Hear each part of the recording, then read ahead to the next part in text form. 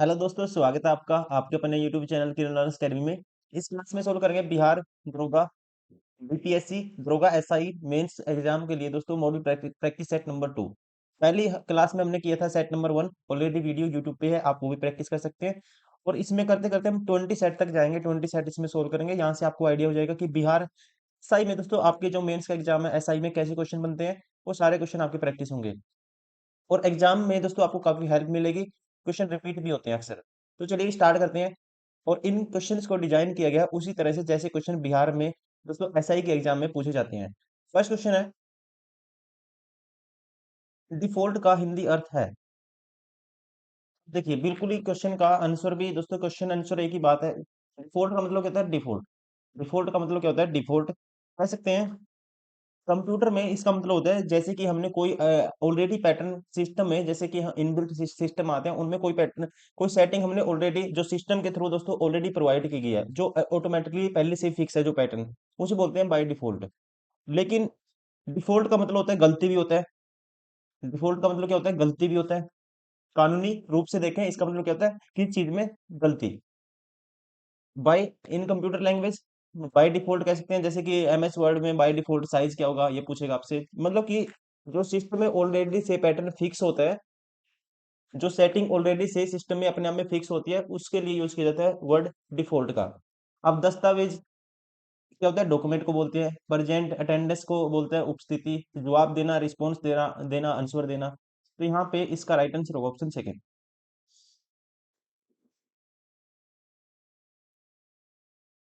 तुम शब्द किस प्रकार का सर्वनाम है? तुम आएगा, तुम आएगा पुरुषवाचक सर्वनाम में। पुरुषवाचक सर्वनाम वे सर्वनाम होते हैं जो कहने वाले वक्ता, मतलब कि और कैसे सुनने वाले श्रोता, या जिनके बारे में कुछ कहा जाए, थर्ड पर्सन अन्य पुरुष, उनके लिए प्रयोग किए जाते हैं। जैसे तुम शब्द का प्रयोग सुनने वाले दोस्तों किसके लिए? सुनने वाले के लिए हुआ है, श्रोता के लिए यहाँ किया जाता है। किसका यूज? तुम का। इसलिए यहाँ कह सकते हैं राइट आंसर होगा ऑप्शन सेकंड। सर्वनाम कौन सा है ये? पुरुषवाचक। इस मूल्य से किताब नहीं मिलेगी वाक्य में किस प्रकार की अशुद्धि है? अब अशुद्धि क्या है? देखो, इस मूल्य से ये गलत है दोस्तों, से का यूज गलत है। या तो आना चाहिए इस मूल्य पर किताब नहीं मिलेगी, या इस मूल्य में किताब नहीं मिलेगी। यहाँ पे जो एरर है, परसर, परसर की अशुद्धि है। वाक्य में से परसर का प्रयोग क्या है? गलत है यहाँ पे। सही क्या होगा? पर होगा, या फिर यहाँ आना चाहिए में। इस मूल्य में किताब नहीं मिलेगी, इस मूल्य पर किताब नहीं मिलेगी। सही वाक्य इस प्रकार होगा ऑप्शन सेकंड, परसर की अशुद्धि। जगन्नाथ शब्द में कौन सा समास है? आप जगन्नाथ का जब समास विग्रह करोगे तो ये आएगा संसार के स्वामी, मतलब जगत का नाथ। जगन्नाथ मतलब जगत का नाथ। अब दोस्तों यहाँ पे का कारक चिन्ह का यूज हुआ है। का कारक चिन्ह का यूज हुआ है यहाँ पे। तो यहाँ पे आएगा का के लिए होता है तत्पुरुष। ठीक है ना? का विभक्ति के लिए का विभक्ति का यूज हुआ है जगत का नाथ। यहाँ आएगा तत्पुरुष समास। संसार में संतोष से बढ़कर कोई सुख नहीं, कैसा वाक्य है? अगर आप वाक्य में देखोगे, ये है दोस्तों एक सरल वाक्य है, क्योंकि इसमें एक ही मुख्य क्रिया है। एक ही मुख्य क्रिया है और उद्देश्य भी यहाँ पे क्या है? एक ही है, पर्पज भी एक ही है। इस तरह से कहेंगे यहाँ पे अगर आते हैं जैसे किंतु और इस तरह के शब्द आते हैं तब आता है संयुक्त वाक्य। तो ये आएगा संयुक्त वाक्य नहीं है, ये है सरल वाक्य। Option second.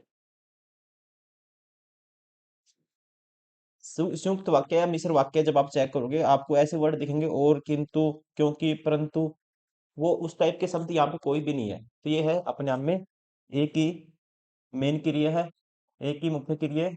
ऑप्शन सेकंड सरल वाक्य। पुकार शब्द का लिंग भेद है। पुकार दोस्तों जो शब्द है, आपको ध्यान रखना है, स्त्री जाति का बोध कराता है ये। जैसे कि मैं एग्जांपल देता हूँ, उसकी पुकार सुनी गई, उसकी पुकार सुनी गई, उसकी स्त्री जाति के लिए यूज होता है, स्त्री जाति का बोध कराता है। यहाँ कह सकते हैं लिंग भेद क्या होगा इसका? स्त्रीलिंग। Option third. निम्नलिखित में से कौन सा वाक्य संयुक्त वाक्य है? अब देखिए, जय गाना गाकर चला गया। अपने आप में दोस्तों ये क्या है, अपने आप में ये है एक सरल वाक्य है। इसमें एक ही मुख्य क्रिया का यूज हुआ है, ये संयुक्त वाक्य नहीं है। अनीता चाहती है कि वह नौकरी करे, अनीता चाहती है कि वह नौकरी करे, ये है मिश्र वाक्य है। ये संयुक्त नहीं है, मिश्र क्यों है? मिश्र वाक्य है क्योंकि इसमें एक प्रधान उपवाक्य अनीता चाहती है, और एक क्या है, आश्रित वाक्य है कि वह नौकरी करे, कि वह नौकरी करे, तो ये है मिश्र वाक्य।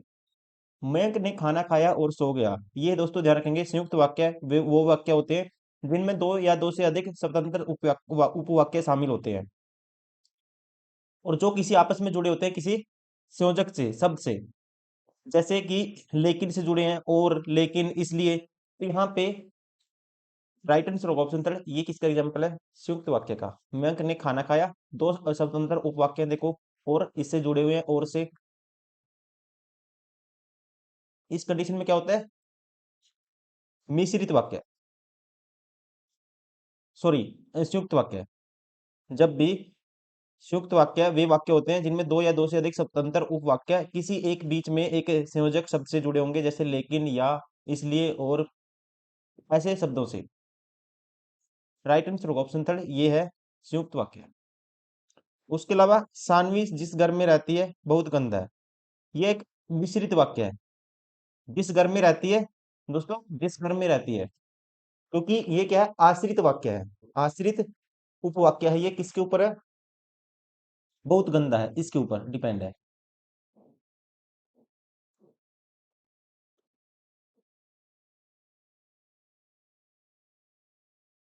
रचना के आधार पर वाक्य कितने प्रकार के होते हैं?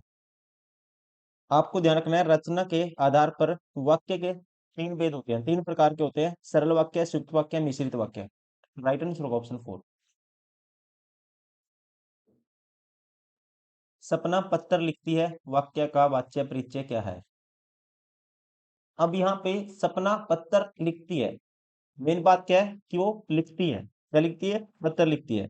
आपको ध्यान रखना है, जब वाक्य क्रिया के लिंग, वचन और पुरुषकर्ता के अनुसार होते हैं, वहां होता है कृतवाच्य। ठीक है ना? वाक्य क्या है? सपना पत्थर लिखती है, में क्रिया लिखती है का लिंग और वचन करता क्या है? सपना, जो स्त्रीलिंग है, एक वचन है।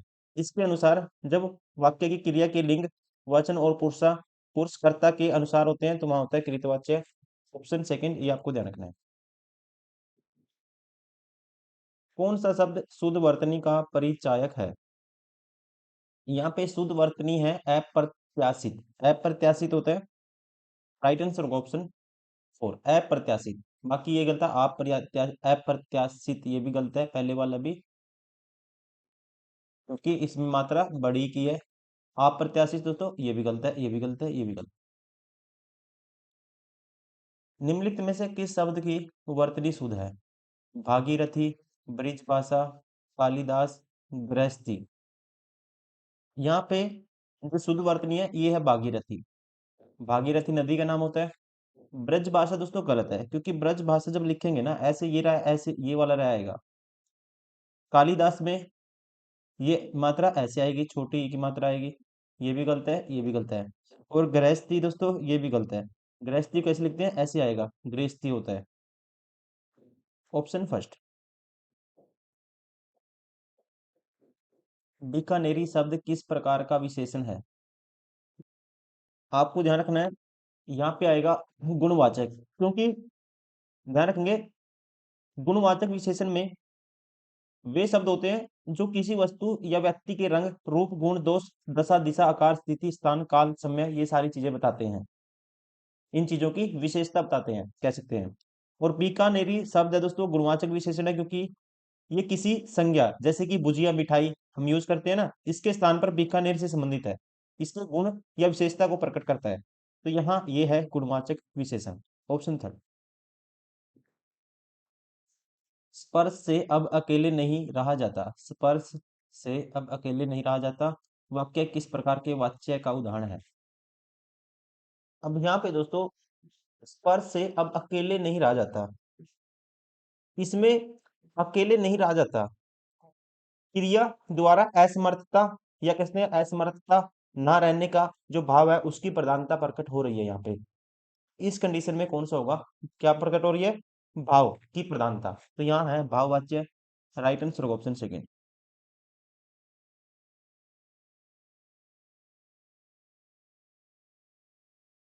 कौन सा शब्द यौगिक शब्द है? यौगिक शब्द आपको ध्यान रखना है, वे शब्द होते हैं जो दो या दो से अधिक सार्थक शब्दों के योग से बनते हैं और जिनका अर्थ उनके घटक शब्दों के अर्थ के अनुसार सामान्य होता है। जैसे कि यहाँ पे छायादार है, जो छाया और दार। दोस्तों, छाया और दार प्रत्यय जिसका अर्थ क्या है? वाला। मतलब कि इसका अर्थ है सामान्य, कहते हैं छाया वाला। छायादार मतलब कि कोई भी चीज छाया वाली, छाया वाला। इसलिए ये एक क्या है? यौगिक शब्द है। ये आएगा यौगिक शब्द, छायादार। अब जैसे जलज है, ये जल और जय, जलज, इन दोनों से बना है दोस्तों। इसका अर्थ अलग दूसरा अर्थ निकलेगा। क्या निकलेगा? जलज मतलब कि कमल। तो इस कंडीशन में उसे बोलते हैं जब दो से अलग एक अलग अर्थ मिल के आता है। जैसे जल प्लस जय, पानी में जो उगते हैं जलज, उसको क्या बोलते हैं? तीसरा अर्थ निकलेगा कमल। तो यहाँ पे ये है योग रूढ़। ये एक योग रूढ़ शब्द है। जैसे पीताम्बर भी योग रूढ़ होगा, क्योंकि पीताम्बर का मतलब क्या है? पीत मतलब पीला। अंबर का मतलब क्या होता है दोस्तों? वस्त्र। जिसके पीले वस्त्र है, वो किसके लिए यूज होता है? भगवान कृष्ण के लिए यूज होता है, विष्णु भगवान के लिए यूज होता है। तो अलग अलग अर्थ निकल के आया इन दोनों से। तो यहाँ पे भी क्या होगा? योगरूढ़ शब्द होगा। राइट आंसर होगा ऑप्शन थर्ड। रखैया शब्द में कौन सा प्रत्यय है? रखैया में जैसे कि रखैया हो गया, खिवैया हो गया, गवैया हो गया, बजौविया हो गया। इन सब में होता है जो प्रत्यय आखिरी में जुड़ता है शब्द के, और ये होता है, ध्यान रखना आपको, इया। Option second. संकल्प शब्द का संधि विच्छेद क्या होगा? यहाँ पे संकल्प का ध्यान रखेंगे आप, ये होगा ऑप्शन फोर, सम प्लस कल्प। और ये दोस्तों एग्जाम्पल है किसका? व्यंजन संधि का एक उदाहरण है। जहां मैं के बाद जहां इस मैं के बाद कोई व्यंजन आने पर मैं का अनुस्वार इसमें हो जाता है, बिंदी में हो जाता है। किसका एग्जाम्पल है ये? व्यंजन संधि का। कौन से शब्द तत्सम है? तत्सम शब्द वो हैं जो संस्कृत वाले शब्द हैं, ठीक है। जो संस्कृत के शब्द हैं उनसे हम अपने जो अलग शब्द बना देते हैं अपनी तरफ से, उनको बोला जाता है तद्भव, सिंपल लैंग्वेज में। संस्कृत वाले शब्द देख लो इसमें कौन से हैं। देखने से पता लग जाएगा आपको। देखो, कोष्टक, चक्कर, गमन, क्षत्रिय, ये सारे तत्सम है।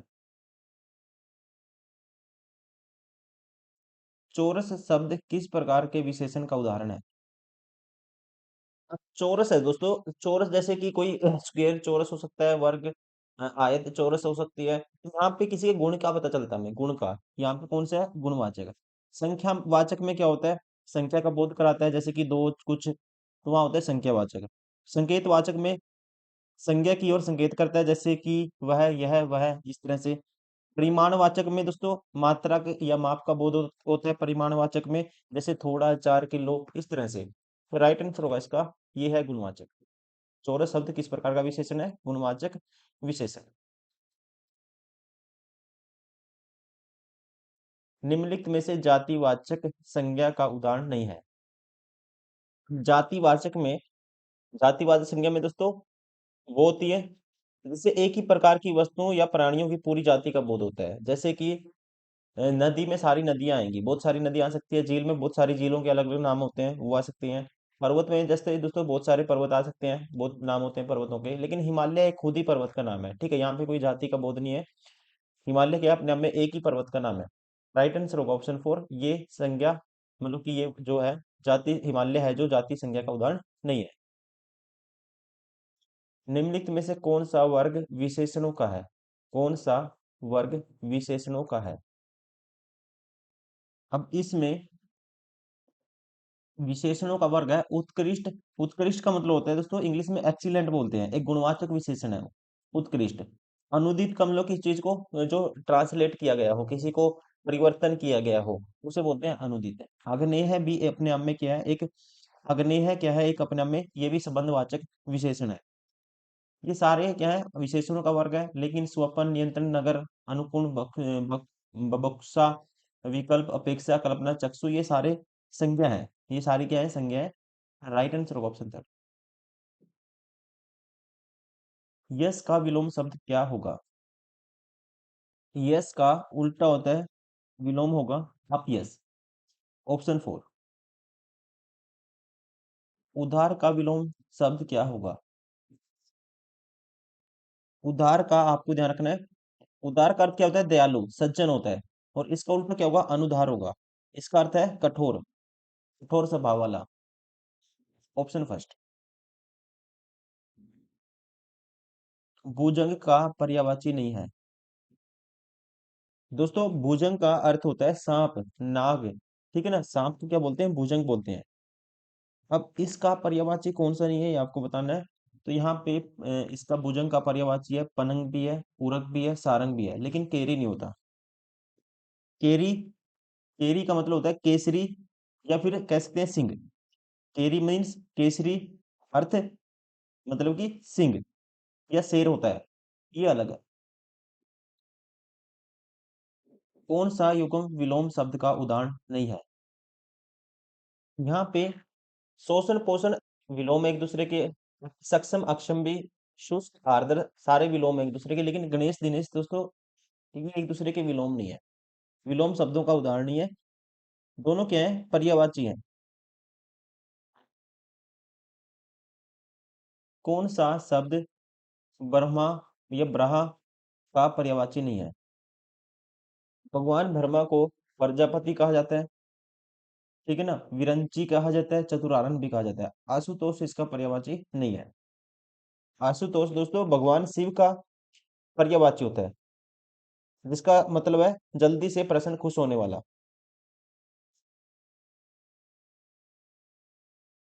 कौन सा शब्द बादल का पर्यायवाची नहीं है? मेघ बादल को कहते हैं, जलद भी कहते हैं, नीरद भी कहते हैं, लेकिन वारिधि ये गलत है दोस्तों। वारिधि किसको कहा जाता है? वारिधि कहा जाता है समुद्र को। समुद्र का पर्यायवाची है ये, ना कि बादल का। Option first. स्थावर का विलोम शब्द क्या है?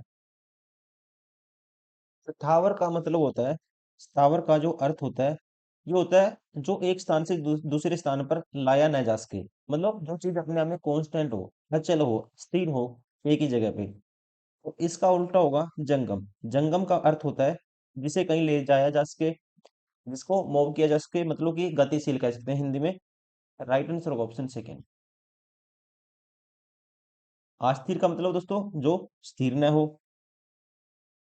चेतन का अर्थ है, आपको पता है, सजीव या जीवित हो जो।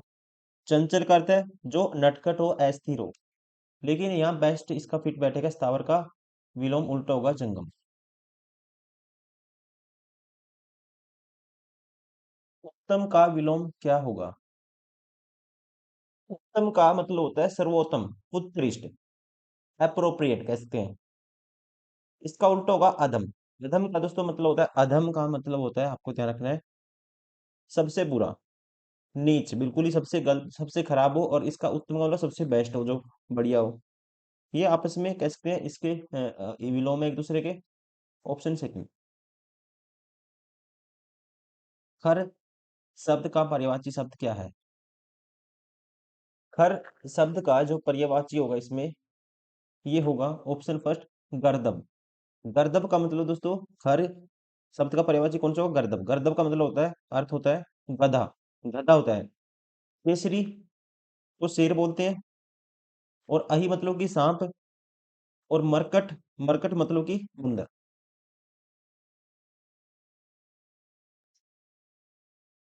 पिसुन का मतलब होता है चुगली करने वाला, चुगलखोर। Option second. 31 से 35 आपको करना है, पैसेज पढ़ना है, ये गंदास पढ़ना है, और इसके उत्तर करने हैं। जीवन में असफलता का मुंह कौन देखते हैं? तो उसके लिए पढ़ते हैं थोड़ा सा। समय का दिव्य रथ हर किसी के द्वार पर आता है, कुछ लोग नींद में आलस्य में पड़े रहकर उसके रथ की गड़गड़ाहट को नहीं सुन पाते। और करवट बदलकर पुनः सो जाते हैं। कुछ लोग होते हैं जो तुरंत द्वार खोलकर सम्य का स्वागत करते हैं, उसे पहचान कर उसका कहा स्वीकार करते हैं। ऐसे सम्य सम्य ऐसे ही सौभाग्यशालियों की झोली में वरदान के फूल डालकर आगे बढ़ जाता है। किंतु जो अभागे उसे पहचान नहीं पाते, करवट बदलकर सोए रहते हैं या उसके प्रति उदासीनता व्यक्त करते हैं, सम्य का रथ चक्कर उन्हें कुचलकर आगे बढ़ जाता है। जीवन में असफलता का मुंह कौन देखते हैं दोस्तों? जो समय को व्यर्थ करते हैं, उसका सम्मान नहीं करते, जो अवसरों को बाट जोतते रहते हैं, जो श्रम करने की योजना बनाते हैं, जो भाग्य को सर्वोपरि मानते हैं। तो कौन करते हैं दोस्तों? जीवन में असफलता का मुंह कौन देखते हैं? समय की बात हुई यहाँ पे, जो समय को व्यर्थ करते हैं और उसका सम्मान नहीं करते हैं। Right answer option first. गंदास का उपयुक्त शीर्षक क्या है? समय की गति, सफलता की कसौटी, भाग्य और दुर्भाग्य का बरखा जब कृषि सुखाने। अब यहाँ शीर्षक क्या है? समय, समय की गति। समय के महत्व को बताया गया दोस्तों, निरंतर गति और समय सदा ही हमेशा चलता रहता है। इसका सदुपयोग करना चाहिए हमें, न करने पे परिणाम बुरे होंगे, उसके ऊपर जोर दिया गया है। तो यहाँ पे समय की गति है इसका शीर्षक। Option A first. सफलता के आसमान में कौन भ्रमण करता है? तो यहाँ पे साफ साफ कहा गया है दोस्तों, कौन करेगा? जो समय का सही प्रयोग करेगा, सही सदुपयोग करेगा। जो समय का सर्वदा सदुपयोग करते हैं, वही क्या करते हैं? आसमान में कौन भ्रमण करता है सफलता के आसमान में? जो समय का सर्वदा सदुपयोग करते हैं वो। समय का रथ चक्कर किन्हें कुचल कुचल कर आगे निकल जाता है? जो केवल भाग्य और नियति पर भरोसा करते हैं, जो होनहार होने के कारण समय को अनदेखा करते हैं, जो समय की दस्तक सुनकर भी उदासीन बने रहते हैं, सोए रहते हैं, जो समय की उपयोगिता से ज्यादा अपनी श्रम साधना को महत्व देते हैं। तो यहाँ पे साफ साफ कहा गया है, वेदांस के अनुसार जो लोग समय के प्रति उदासीन रहते हैं या उसे पहचान नहीं पाते, समय का रथ चक्कर उन्हें कुचलकर आगे बढ़ जाता है। राइट आंसर होगा ऑप्शन थर्ड।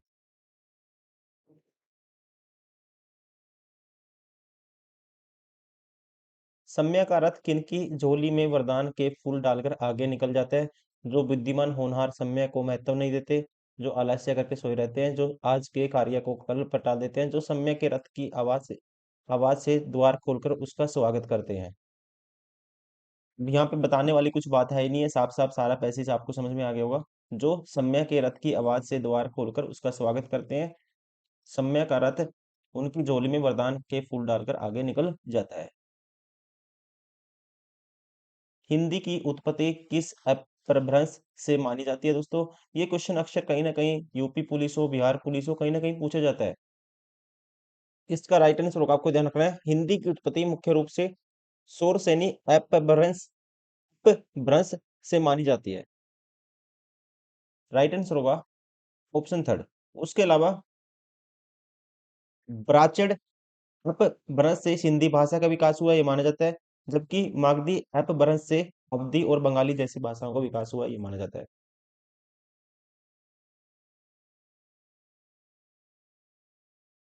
गो शब्द का वचन पहचानिए।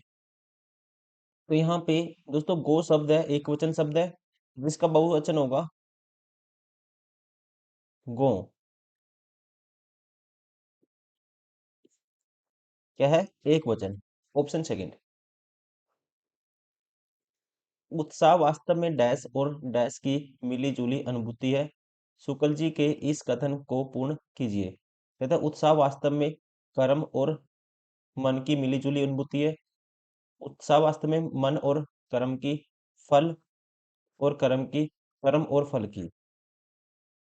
अब आपको ध्यान रखना है, आचार्य रामचंद्र शुक्ल के निबंध उत्साह में, उत्साह के अनुसार उत्साह वास्तव में दोस्तों कर्म और फल की मिली जुली अनुभूति है। किसकी? कर्म और फल की। इसका अर्थ यह है कि किसी कार्य को करने का आनंद कर्म होता है, और उस कार्य के संभावित जो सुखद परिणाम होते हैं, उसके जो परिणाम आते हैं, उससे फल की प्राप्ति होती है।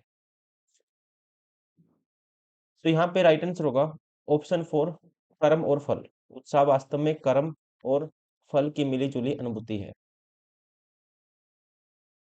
कठिन कार्य में सफलता प्राप्त करना, इस वाक्य के लिए उचित मुहावरों मुहावरा चुनिए। कठिन कार्य में सफलता प्राप्त करना, इसका लिए मुहावरा होगा गढ़ जीत लेना। कठिन कार्य में सफलता प्राप्त करना दोस्तों, इस वाक्य के लिए उचित मुहावरा कौन सा होगा? गढ़ जीत लेना, जिसका अर्थ होता है किसी बहुत कठिन कार्य में सफलता प्राप्त करना। गढ़ जीत लेना। जान हथेली पर रखना, इसका अर्थ होगा जान की परवाह न करना या मरने के लिए तैयार रहना। ठीक है, जान हथेली पर रखना। छक्के छुड़ाना, इसका अर्थ होगा बुरी तरह हराना या परेशान करना। गंगा नहाना दोस्तों, इसका अर्थ होगा कोई बड़ा या कठिन काम पूरा कर लेना, जिम्मेदारियों से मुक्त हो जाना। अनुरक्षण का अंग्रेजी पारिभाषिक शब्द है। अनुरक्षण का मतलब होता है दोस्तों, अर्थ होता है किसी चीज की अच्छी स्थिति, अच्छी पोजीशन बनाए रखना, या किसी चीज की देखभाल करना, उसकी मरम्मत करना। और इसको इंग्लिश में कहते हैं मेंटेनेंस। क्या बोलते हैं दोस्तों? बनाए रखना, मेंटेनेंस।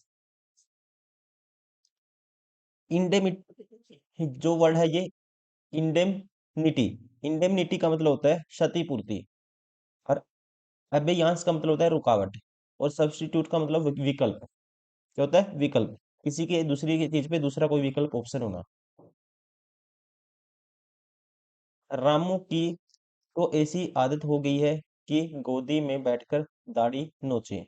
वाक्य में प्रयुक्त लोकोक्ति का अर्थ क्या है? इस लोकोक्ति का अर्थ है जब कोई व्यक्ति किसी के साथ भलाई करता है, किसी का अच्छा करता है, लेकिन बदले में दोस्तों वो व्यक्ति उसके साथ फिर क्या करता है, जिसके साथ जो अच्छा करता है जिसके लिए, वो उल्टा अपोजिट दूसरा व्यक्ति क्या करता है, उसके साथ बुरा व्यवहार करता है। मतलब कि भलाई पर भी दुष्टता करता है। ऑप्शन सेकंड, प्रेरणा स्टूडियो जाएगी। देखो, अब क्रिया क्या है दोस्तों? जाएगी, मतलब कि एक्शन होगा जो क्या होगा, फ्यूचर में होगा, भविष्य में होगा।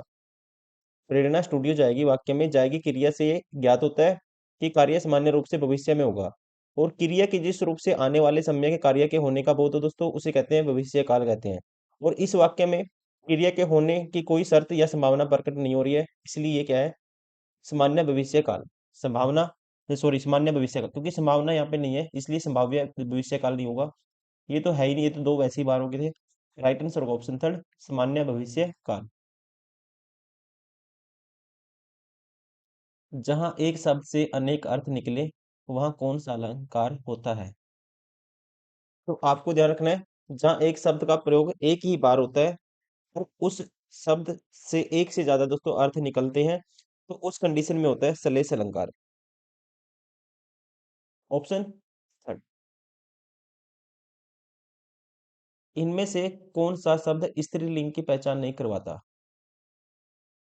भाषाएं, नदियां, बोलियां। ये सबसे स्त्रीलिंग का पता लगता है, लेकिन देश से स्त्रीलिंग की पहचान नहीं होती। राइट आंसर होगा ऑप्शन सेकंड। ठीक है, देश क्या है? पुलिंग। तीन बेर खाती थी, तीन बेर खाती है, यह किस अलंकार का उदाहरण है? यहाँ पे आप मतलब निकालोगे। तीन बेर दोस्तों, पहले तीन बेर का मतलब है तीन बार भोजन करना। और दूसरे तीन बेर का अर्थ है यहाँ पे तीन फल। बेर जो फल है, तीन फल। और जब एक ही शब्द की जो फ्रिक्वेंसी या आवृत्ति है एक से अधिक बार हो और हर बार उसका अर्थ अलग हो, तो वहां होता है यमक अलंकार। राइट आंसर होगा ऑप्शन फोर। इलाहाबादी अमरूद मीठे होते हैं, यहाँ क्या विशेषता बताई जा रही है? यहाँ पे फल की विशेषता नहीं है, अमरूद फल है, लेकिन वो कहाँ है? इलाहाबादी, इलाहाबाद मतलब स्थान दोस्तों इंपॉर्टेंट है। कौन है? प्लेस इंपॉर्टेंट है, यहाँ पे स्थान की विशेषता है। यहाँ विशेषता बताई जा रही है किसकी? स्थान की। इलाहाबादी दोस्तों, अमरूद तो और भी जगह है, लेकिन इलाहाबादी क्या है? फेमस है, मीठे होते हैं। तो यहाँ पे स्थान की क्या है? विशेषता बताई जा रही है। Option four. कहानी शब्द का बहुवचन क्या है? कहानी का बहुवचन होता है कहानियां। Option second. वर्तनी की दृष्टि से शुद्ध शब्द छांटिए। अभिराम, यहाँ पे अभिराम का जो शुद्ध वर्तनी है अभिराम की, वो है ऑप्शन थर्ड में। अभिराम का मतलब होता है सुंदर, मनोहारी। Option third. बंधन शब्द का उचित विलोम शब्द कौन सा है? बंधन का दोस्तों जो अपोजिट होगा ये होगा मुक्ति। हालांकि जो स्वतंत्र है ये परतंत्र का विलोम होता है। स्वतंत्र ये परतंत्र का क्या होता है? विलोम होता है। कैद दोस्तों होता है समानार्थी होता है किसका? बंधन का। और बंदी बंधन से संबंधित एक शब्द है, लेकिन जो बेस्ट है होगा उचित विलोम कौन सा है इसका? मुक्ति।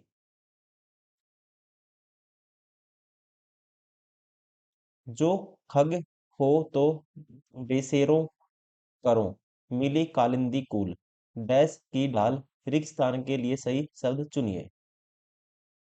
यहाँ पे दोस्तों क्या है देखो, ये पंक्ति ली गई है जो रस खान के सवैये से ली गई है।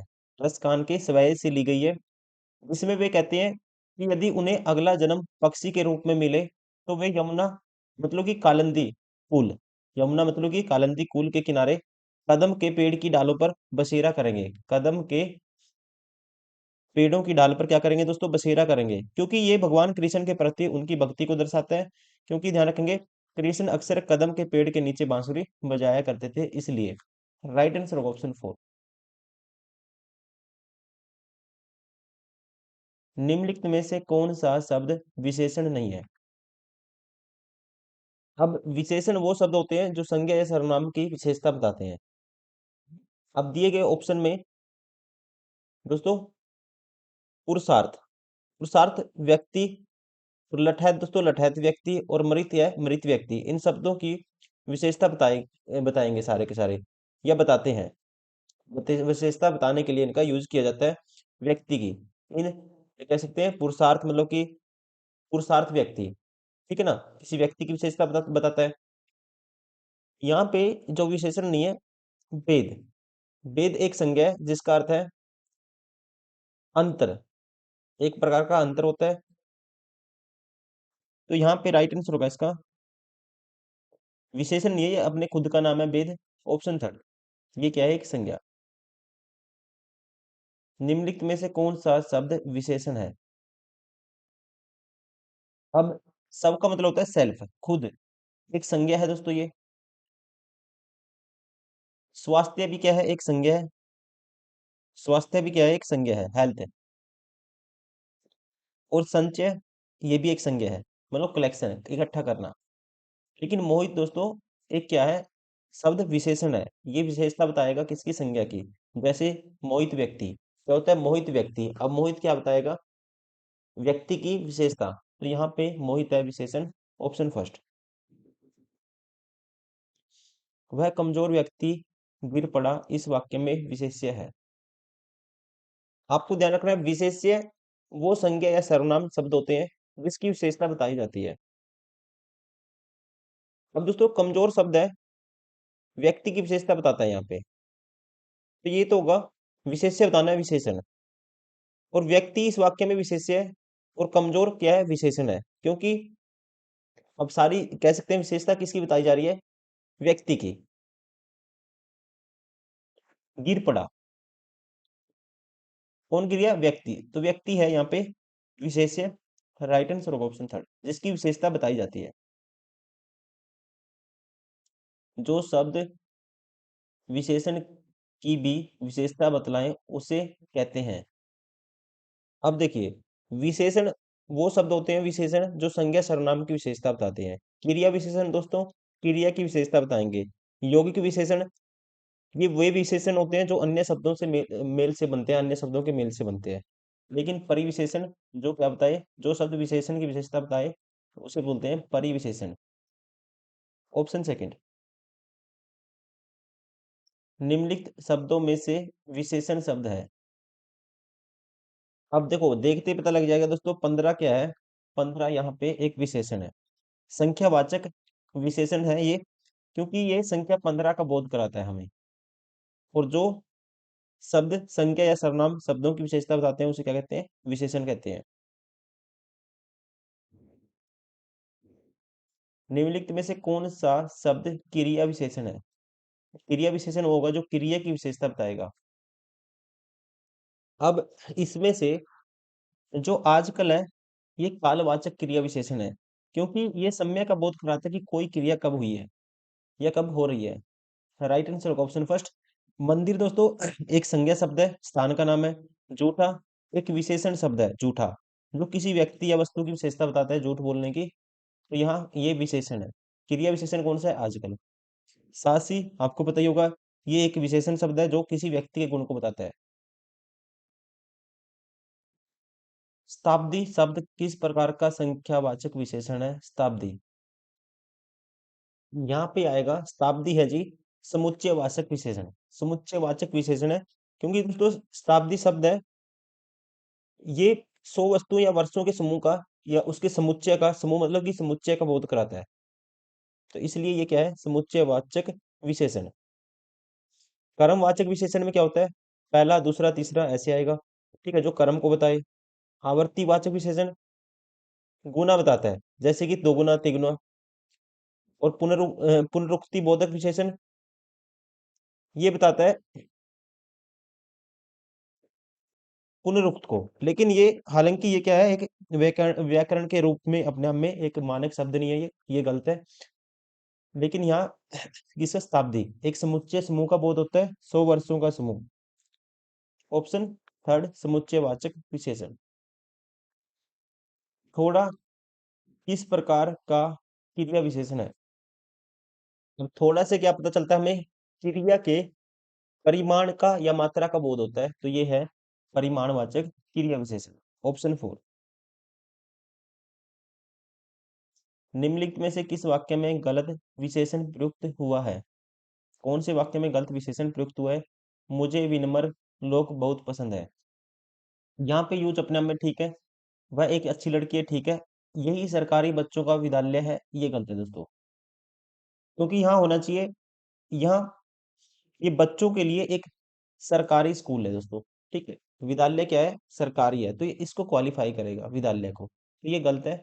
ऑप्शन थर्ड सरकारी दोस्तों क्या है? विशेषण है जो गलत यूज हुआ है।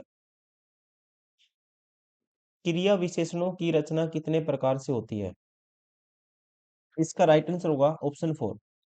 क्रिया विशेषण मुख्य रूप से दोस्तों चार भेद होते हैं इसके। रीतिवाचक क्रिया विशेषण, स्थानवाचक क्रिया विशेषण, कालवाचक क्रिया विशेषण और परिमाणवाचक क्रिया विशेषण।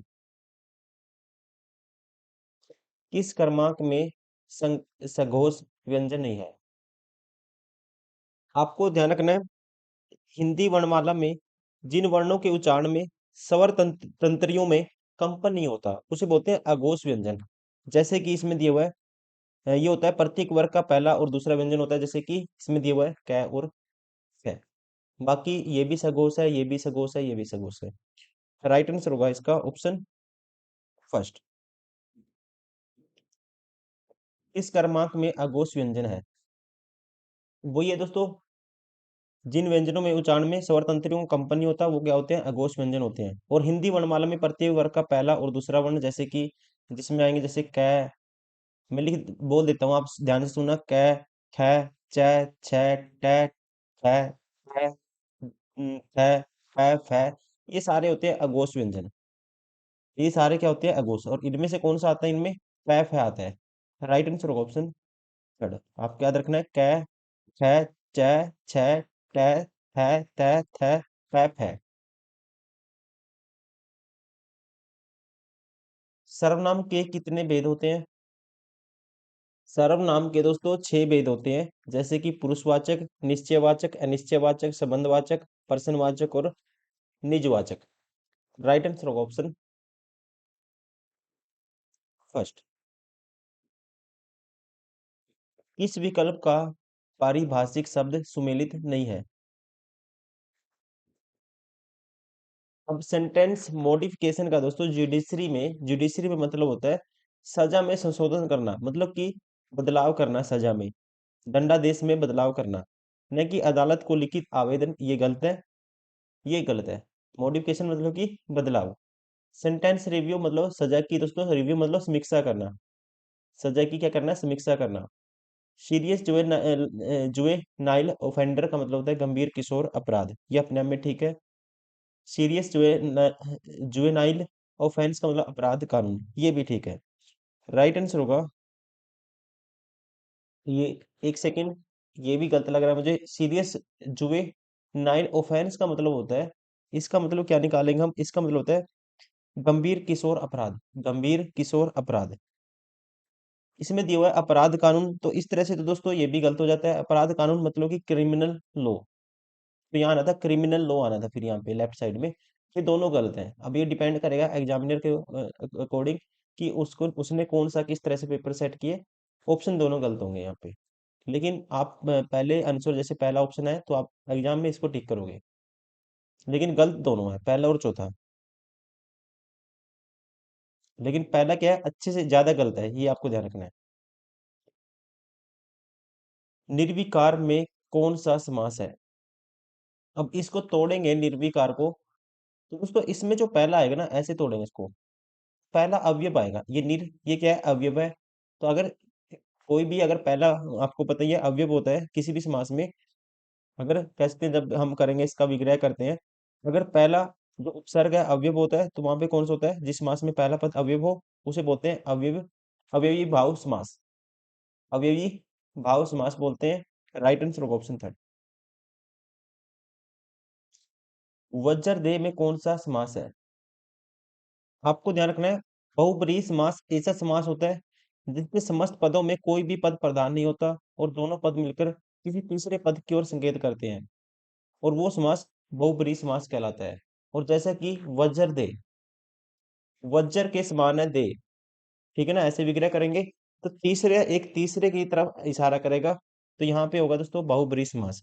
लेकिन अकॉर्डिंग टू ऑप्शन कर्मधारय समास भी इसमें हो सकता है, क्योंकि ये डिपेंड करता है कि आप विग्रह किस तरह से करते हो। ठीक है, आप विग्रह किस तरह से करते हो इसका। जैसे मैं इसका विग्रह करके दिखाता हूँ आपको।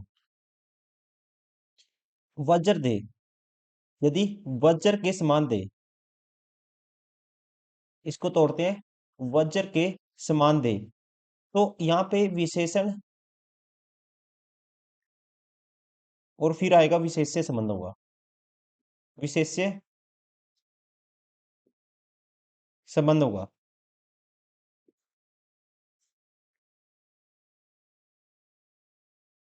अगर विशेषण विशेष्य संबंध के रूप में विग्रह किया है, जैसे मैंने वज्र के समान दे, तो यहाँ होगा कर्मधारय समास। अगर मैं इसका विग्रह करता हूँ दोस्तों, जिसकी दे वज्र के समान हो, वि- वज्र दे, जिसकी दे वज्र के समान हो, जिसकी दे वज्र के समान हो, मतलब कि कोई ऐसा, इसका मतलब निकल गया कोई वीर योद्धा। एक तीसरा अर्थ निकल के आता है, तो इस कंडीशन में होगा फिर बहुब्रीहि समास। अब बहुब्रीहि तो ऑप्शन में नहीं है, तो इस तरह से करेंगे, फिर राइट आंसर होगा ऑप्शन सेकंड कर्मधारय समास। किस किस शब्द में द्विगु समास है? अब देखिए द्विगु, द्विगु समास दोस्तों इसमें कौन से में होगा, दो पैर, दो पैरों का समाहार कह सकते हैं, दो पैर को, दो संख्यावाचक पद है इसमें, दो पैर को लिख सकते हैं दो पैरों का समाहार, मतलब दो संख्यावाचक पद है, इसलिए यहाँ होगा द्विगु समास। कौन से में, दो पैर में। अब नीलकंठ दोस्तों, नीला है कंठ जिसका, अर्थात तीसरा अर्थ जाता है भगवान शिव, तो यहाँ पे बहुब्रीहि होता है। तो यहाँ इस कंडीशन में कौन सा होता है, जब दो कह सकते हैं, दोनों पद दो में तोड़ेंगे, इसको विग्रह करेंगे, और दोनों में से कोई भी नील है कंठ जिसके, देखिए कोई भी प्रधान नहीं है, तीसरा पद प्रधान बनता है, तो उस कंडीशन में होता है बहुब्रीहि समास। यहाँ पे कन फटा, इसका विग्रह करेंगे, कान है फटा जिसका, एक प्रकार का दोस्तों क्या होता है, साधु होता है, मतलब यहाँ भी बहुब्रीहि समास है, तीसरे पद की ओर इशारा जाता है। मंद बुद्धि, मंद है बुद्धि, तो यहाँ कौन सा होगा दोस्तों, इसका विग्रह करेंगे, मंद है जो बुद्धि, मंद बुद्धि, मंद है जो बुद्धि, विशेषण विशेष्य, तो इस कंडीशन में होता है कर्मधारय समास। द्विगु पूछा था ऑप्शन फर्स्ट। धड़ाधड़ में कौन सा समास है? धड़ाधड़ है दोस्तों, धड़ाधड़, इसका पहला पद धड़ क्या है, अवयव है, और पूरा समस्त पद क्रिया विशेषण का कार्य करता है, तो यहाँ पे होगा अवयव, अवयवी भाव समास। ऑप्शन थर्ड क्या होगा, धड़ाधड़ मतलब कि जल्दी जल्दी, धड़ धड़ करके, जल्दी से। तो जहाँ पे एक ही शब्द की दोस्तों पुनरावृत्ति हो और अवयव बन जाता है, तो वहां पे भी होता है अव्ययीभाव समास। इस तरह से भी आप इसको याद कर सकते हैं। विशेषण के कितने भेद होते हैं? इसका राइट आंसर होगा विशेषण के होते हैं 4 भेद होते हैं। कौन कौन से? गुणवाचक, संख्यावाचक, परिमाणवाचक और सार्वनामिक वाचक या विशेषण।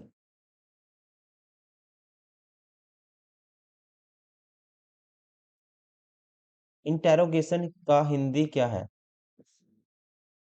इसका राइट आंसर होगा दोस्तों, इंटेरोगेशन का मतलब होता है, अर्थ होता है पूछताछ, प्रश्न करना। ठीक है, जैसे इंटेरोगेटिव सेंटेंसेस होते हैं, क्वेश्चन मार्क लगा होता है, तो पूछताछ करना, प्रश्न करना। इसमें कोई भी ऐसा नहीं है। राइट आंसर होगा ऑप्शन 4, कोई नहीं। प्रवर्तन एजेंसी, इन्फोर्समेंट एजेंसी बोलते हैं इसको, कानून लागू करने वाली संस्था को बोलते हैं प्रवर्तन एजेंसी। अपराध का मतलब क्राइम होता है। अभियोजन पक्ष का मतलब प्रोसिक्यूशन, मतलब कानूनी कार्यवाही में आरोप लगाने वाली पार्टी। इस शब्द में अधि उपसर्ग नहीं लगा है। उपसर्ग स्टार्टिंग में जुड़ते हैं। अब देखो, अध्यात्म, अध्यात्म दोस्तों अधि प्लस आत्म में तोड़ेंगे तो अधि उपसर्ग है इसमें। अधिक्षण में भी अधि उपसर्ग है। अधिक्षण मतलब अधि प्लस इक्षण, अधिक्षण। और अधिकता, अधि अधित्य का, इसमें भी अधि जुड़ेगा। ठीक है, स्टार्टिंग में अधि प्लस उपसर्ग होगा इसमें भी स्टार्टिंग में, लेकिन अबुद्ध में नहीं है अधि। राइट राइट आंसर होगा ऑप्शन सेकंड। प्रत्युत्तर शब्द में कौन सा उपसर्ग लगा है? प्रत्युत्तर बना बना है प्रति प्लस उत्तर से। इन शब्दों के मेल मेल से बना है प्रति प्लस उत्तर। प्रति क्या हो गया दोस्तों, स्टार्टिंग में लगते हैं उपसर्ग, प्रति हो गया इसमें उपसर्ग। राइट आंसर होगा ऑप्शन थर्ड, प्रति।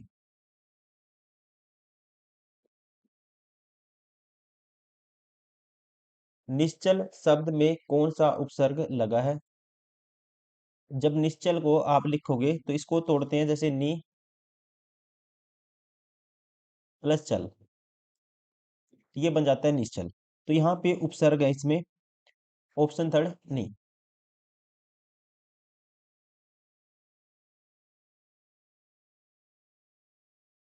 आचार शब्द में अति उपसर्ग जोड़ने पर नया शब्द बनेगा।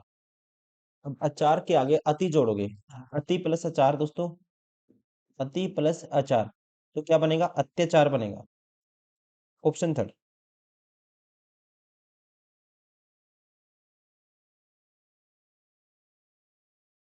आवट प्रत्यय से कौन सा शब्द नहीं बना? आवट से, अब देखिए, यहाँ थक प्लस आवट है दोस्तों, यहाँ आवट प्रत्यय है, आवट प्रत्यय से बना है। सजावट में सज प्लस आवट यहाँ भी है, लिखावट में लिख प्लस आवट यहाँ भी है, लेकिन चिकनाहट इसमें नहीं है, ये गलत है। चिकनाहट शब्द दोस्तों, इसमें क्या आएगा? प्रत्यय आहट आएगा। क्या आएगा? आहट आएगा। चिकना प्लस आहट, चिकनाहट। तो यहाँ पे आहट होगा। यही पूछा है कौन से में नहीं है, आवट कौन से में नहीं है? इसमें आवट नहीं है, इसमें आहट है। प्रत्यय लास्ट में जुड़ते हैं, उपसर्ग पहले जुड़ते हैं शब्द के। समाज शब्द में इक प्रत्यय लगाने पर कौन सा शब्द बनेगा? समाज में इक लगाएंगे तो बन जाएगा सामाजिक, सामाजिक, ऑप्शन फर्स्ट।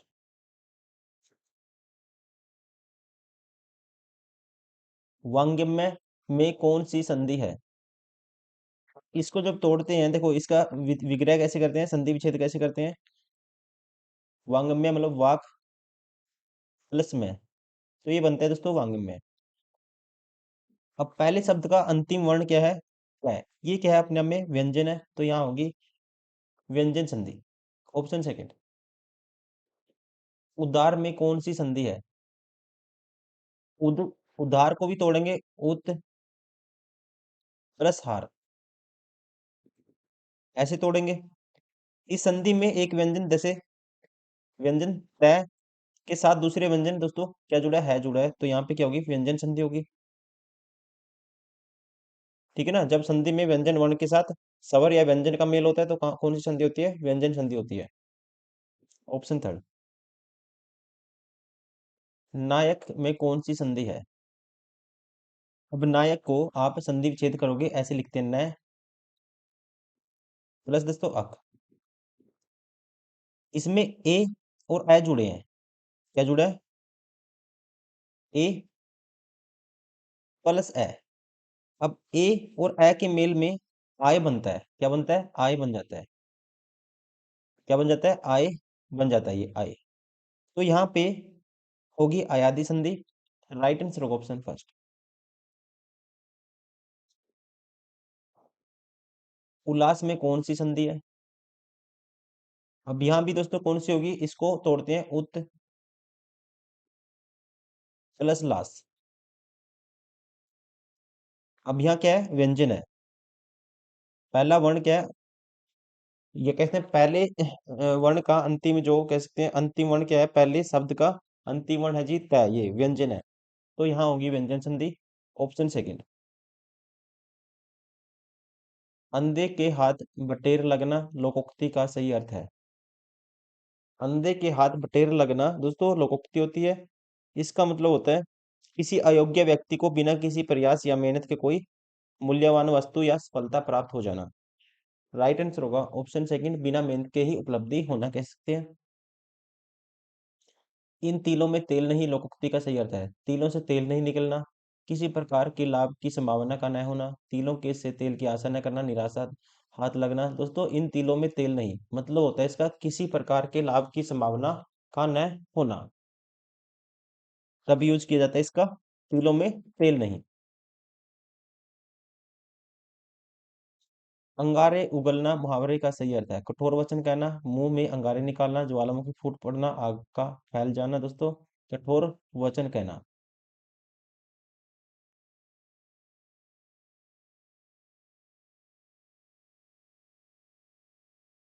कलेजा फटना मुहावरे का सही अर्थ है। कलेजा फटना हृदय का विदीर्पण हो जाना, मृत्यु हो जाना, असहनीय दुख होना, हृदय का कमजोर हो जाना। कलेजा फटना मतलब कि दोस्तों ये तब यूज किया जाता है कोई ऐसी घटना हो जाती है असहनीय, ठीक है ना, तब उसे बोला जाता है उस काल में कलेजा फटना, मतलब असहनीय दुख होना। ऑप्शन था।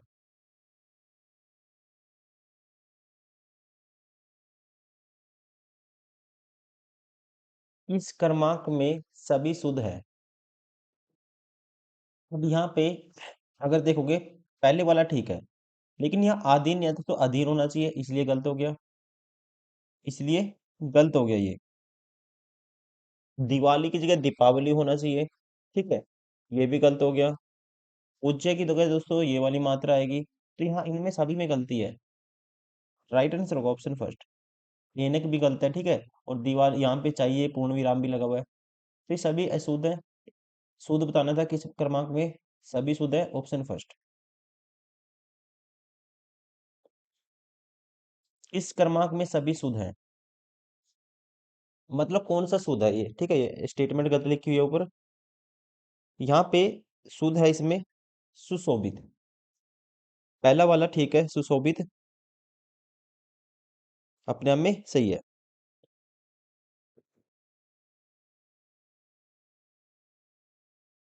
निम्नलिखित में से कौन सा शब्द शुद्ध है? देखो ऐतिहासिक दोस्तों गलत है, ऐतिहासिक ये भी गलत है, ऐतिहासिक। अब बच गए दोनों, इसमें मात्रा नहीं है, ये ऑप्शन भी बार हो गया। राइट आंसर होगा ऑप्शन फोर। किस क्रमांक का वाक्य शुद्ध है? कौन सा वाक्य शुद्ध है ये आपको बताना है।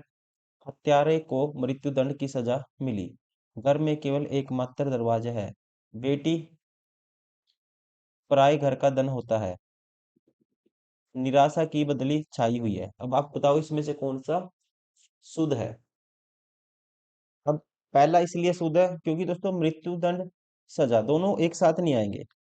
मृत्युदंड का मतलब अपने आप में सजा है, ठीक है ना, एक ही शब्द बार बार नहीं आएगा।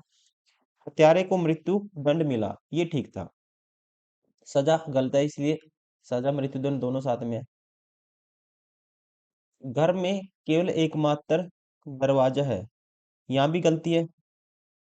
केवल और एकमात्र दोस्तों ये दोनों साथ में नहीं आएंगे। बेटी पराए घर का धन होता है दोस्तों, तो यहाँ बेटी पराए धन का स्त्रीलिंग है दोस्तों, तो यहाँ पे क्या आना चाहिए, होती है। निराशा की बदली बदली छाई हुई है, ये ठीक है।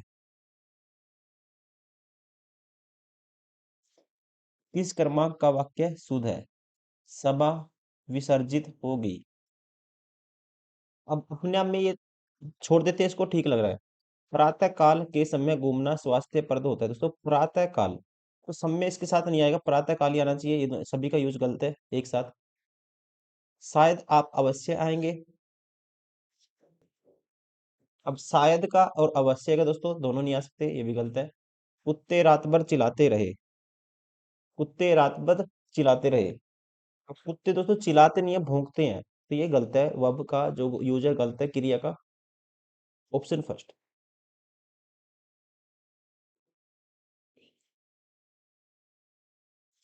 इस क्रमांक के वाक्य में सही विराम चिन्ह लगा है। पहला पहला है, जब मेरा मित्र आया मैं सो रहा था। देखिए, अब यहाँ पे दोस्तों आया, आया के बाद पूर्ण विराम या फिर अल्प विराम का यूज होना चाहिए। पूर्ण विराम या फिर अल्प विराम का यूज होना चाहिए। यहाँ पे विषम्य बौद्धिक चिन्ह का यूज गलत है। ये ऑप्शन बार हो गया। उसके बाद सेकंड, श्याम तुम आ गए। श्याम तुम आ गए दोस्तों, यहाँ पे विषम्य बौद्धिक चिन्ह है जो श्याम के तुरंत बाद लगाया जाना चाहिए, न कि किसी स्थान से अलग किया जाना चाहिए। ये गलत है दोनों जगह यूज। नहीं, यह नहीं हो सकता। अब देखो, नहीं के बाद विषम में बौद्धिक चिन्ह का प्रयोग होना चाहिए, ठीक है, लेकिन ये वाला, लेकिन यह नहीं हो सकता दोस्तों। यह नहीं हो सकता। एक क्या है, घोषणात्मक कथन है ये। इसके पूर्ण विराम के साथ इसको समाप्त होना चाहिए। विषम में बौद्धिक नहीं आएगा लास्ट में, ये भी गलत हो गया। राम श्याम मोहन खेल रहे हैं, ये वाक्य है जो अपने आप में ठीक है। अब आपस में अलग करने के लिए तो किसका यूज करते हैं? अलग करने के लिए हम यूज करते हैं अर्धविराम का। ये यूज यहाँ पे अर्धविराम का इनमें ठीक है। Option four. इस क्रमांक का शब्द प्रस्तर का पर्यायवाची नहीं है। प्रस्तर का मतलब होता है पत्थर। और पाषाण को भी पत्थर कह सकते हैं, पाहन भी, उत्पल भी, लेकिन उत्पल ये गलत है। उत्पल का अर्थ होता है कमल।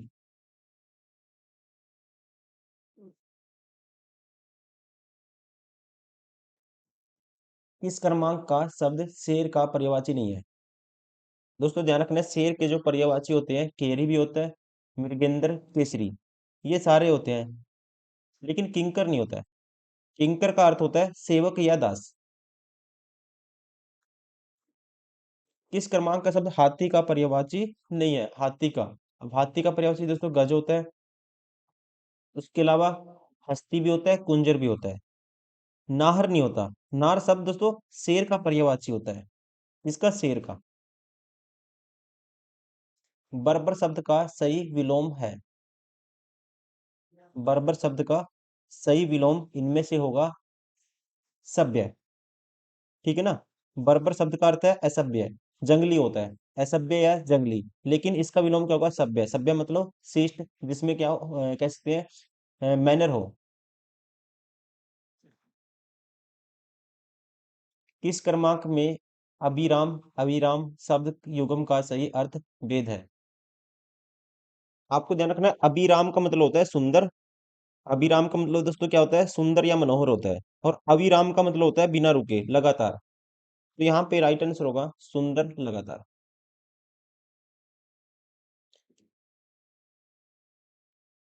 इस क्रमांक में अनल अनिल का शब्द युग्म का सही अर्थ है अनल अनिल।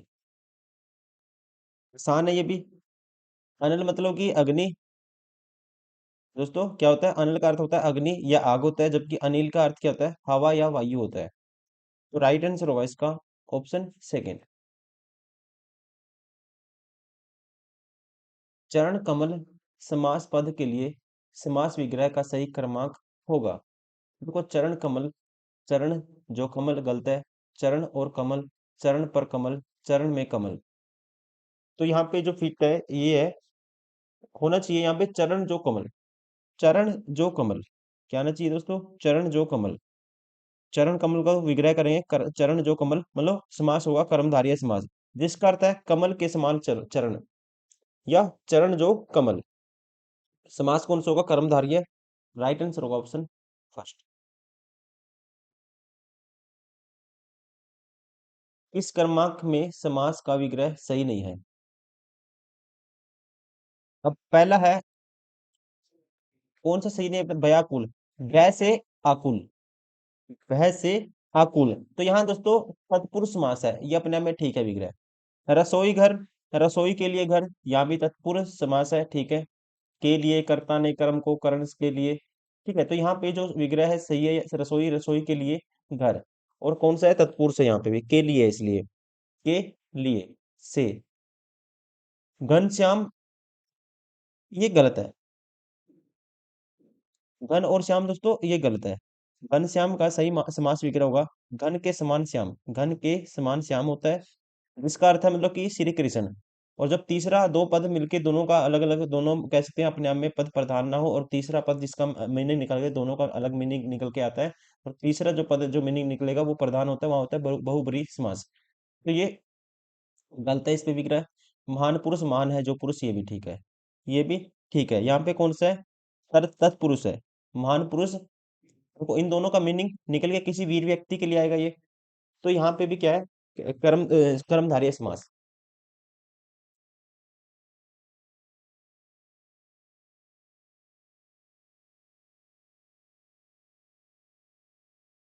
सूर्योष्मा में किस संधि का नियम लागू है? सूर्योष्मा को तोड़ेंगे हम, कौन सा नियम लागू होगा?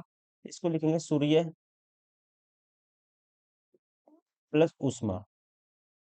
अब जब दोस्तों नियम कौन सा लागू होता है? ए में जुड़ता है, औ जुड़ता है, तो कौन सी संधि होती है? ये होती है गुण संधि। Option second. सत्य वाक्य है, कौन सा वाक्य सत्य है? Date of hearing, date of hearing English में बोलते हैं दोस्तों, वह तारीख, उस तारीख को जिस दिन अदालत में किसी मामले की सुनवाई होती है, ये अपने आप में ठीक है। डेट ऑफ इंस्टीट्यूशन, वह तारीख जब कोई मामला अदालत में दायर और पंजीकृत किया जाता है, ये भी ठीक है। डिक्री होल्डर, वह व्यक्ति जिसके पक्ष में अदालत द्वारा निर्णय और डिक्री की जाती है, दूसरे पक्ष को बिक्री के संदर्भ में, सॉरी डिक्री के संदर्भ में कार्रवाई करने या कार्य करने से रोकने का निर्देश दिया जाता है। ये भी स्टेटमेंट आपको ध्यान रखना है, ठीक है, आपको याद करना है। डिक्री होल्डर का मतलब ये होता है, ये सही है। राइट आंसर होगा इसका, उपरोक्त सारे के सारे सही है, उपरोक्त सभी। हल